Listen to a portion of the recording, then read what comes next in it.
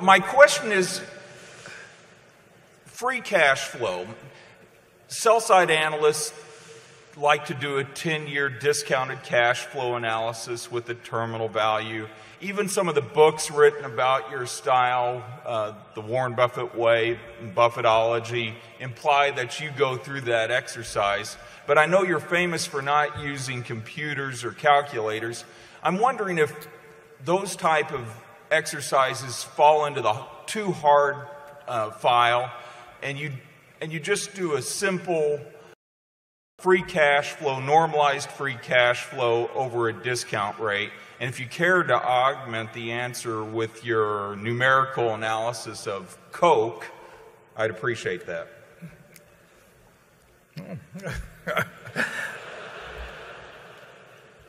Well, the answer is that all investing is laying out cash now to get more cash back at a later date. Now, the question is, how much do you get back? How sure are you of getting it? When do you get it? It goes back to Aesop's fables, A bird in the hand is worth two in the bush. Now, that was said by Aesop in 600 BC now. And he was a very smart man. He didn't know it was 600 BC, but, he couldn't know everything. But that's what's being taught in the finance. You get a PhD now, and you do it more complicated, and you don't say a bird in the hand is worth two in the bush, because you can't really impress the laity with that sort of thing. But the real question is, how many birds are in the bush? You're laying out a bird today, the dollar.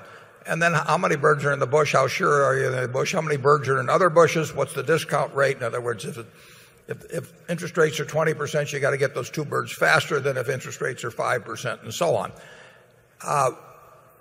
That's what we do. We are looking at putting out cash now to get back more cash later on. You mentioned that I don't use a computer or calculator.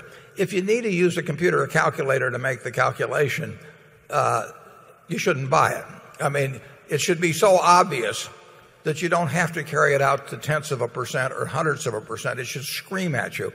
So if you really need a calculator to figure out that the discount rate is 9.6% instead of 9.8%, forget about the whole exercise. Just go on to something that shouts at you. And essentially, we look at every business that way. But you're right. We do not sit down with spreadsheets and do all that sort of thing. We just see something that obviously is better than anything else around that we understand, and then we act. And Charlie, you want to add to that? Well, I'd go further. I'd say some of the worst business decisions I've ever seen are those that have done with a lot of formal projections and discounts back. Shell Oil Company did that when they bought the Belridge Oil Company, and they had all these engineers make all these elaborate figures. And the trouble with that is you get to believe the figures, and it seems that the higher mathematics with more false precision should help you, but it doesn't. The effects averaged out are negative when you try and formalize it to the degree you're talking about it. They do that in business schools because, well, they've got to do something.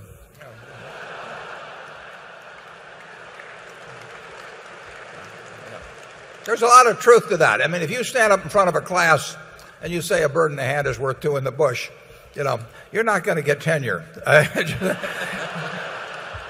So it's very important, if you're in the priesthood, to look at least like you know a whole lot more than the people you're preaching to. And if you come down and if you're a priest and you just hand down the 10 Commandments and you say this is it, and we'll all go home, it just isn't the way to progress in the world. So the false precision that goes into saying this is a 2 standard deviation event or this is a 3 standard deviation event, and therefore we can afford to take this much risk and all that, it's totally crazy. You saw it with long-term capital management in 1998. You've seen it time and time and time again. And it only happens to people with high IQs. Those of you who have 120 IQs are all safe. But if you have a very high IQ and you've learned all this stuff, you feel you have to use it. And the markets are not that way. The markets of mid-September last year, when people who ran huge institutions were wondering how they were going to get funding the next week, That doesn't appear on you can't calculate the standard deviation that arises at. It's going to arise much more often than people think in markets that are made by people that get scared and get greedy. And they don't observe the laws of flipping coins in terms of the distribution of results.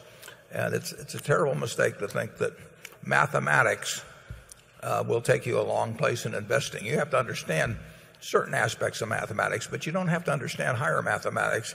And higher mathematics may actually be dangerous, and it will lead you down pathways